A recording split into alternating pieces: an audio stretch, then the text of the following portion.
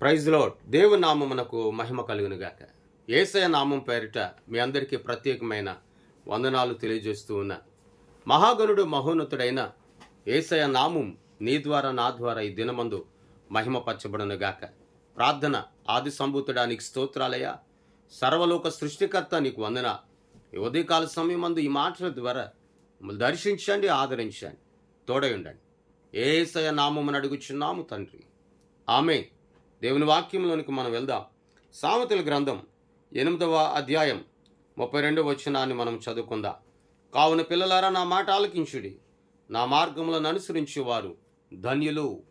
ఈ ఉదయకాల సమయాన్ని వాక్యం వాగ్దానం నీ జీవితంలో నీరు కట్టి ఫలించునుగాక. కావున పిల్లలారా, నా మాట ఆలకించుడి, నా మార్గమును ఎవరైతే నడుస్తున్నారో, నడిపించబడుతున్నారో వారు ధన్యులు అని సెలవిస్తూ ఉన్నారు. నిజమే కదా. దేవుని వాక్యం వినేవారు మాత్రమే ఆయన మార్గంలో నడుస్తారు.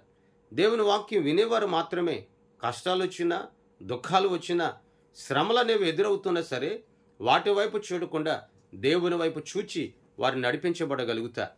వారు ఎన్ని శ్రమలు ఉపద్రవాలు మీదకు వచ్చినప్పటికీ వాటి వైపు చూడకుండా నిరంతర స్తోత్రార్హుడైన యేసయ్య నామాన్ని బట్టి వారు ఆనందించగలుగుతారు. అయితే మొదటి మాట అంటాడు, కావున పిల్లలారా, నా మాట ఆలకించుడి. ఈరోజు నీవు నేను కూడా ఆయన పిల్లలమై ఉన్నాం. ఆయన కుమారులుగా, కుమార్తెలుగా మహాగణుడైన యేసయ్య మనల్ని స్వీకరించాడు.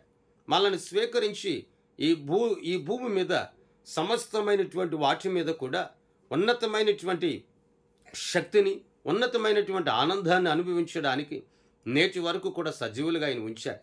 సజీవులుగా ఉంచినటువంటి యేసయ్య మాట నీవు నేను వినాలి, తప్పిపోకూడదు. ఏనాడు దేవుని మాట వినలేదో, ఏనాడు దేవుని వాక్కును పెడచెవిని పెట్టావో, ఏనాడు దేవుని వాక్యము ద్వారా నువ్వు నడిపింపబడలేదో ఆనాడు నీ జీవితంలో కానీ నీ కుటుంబంలో కానీ వర్ధిల్లింపు అనేది కనబడదు. అందుకే అంటాడు, మాట వినడం లేదు గనుకనే నా పిల్లలారా నా మాట వినుడి అంటున్నాడు. వినిన వారు ఏం చేస్తారు? వారు నా మార్గంలో నడిస్తే వారు ధన్యులు అన్నాడు. నిజమే కదండి.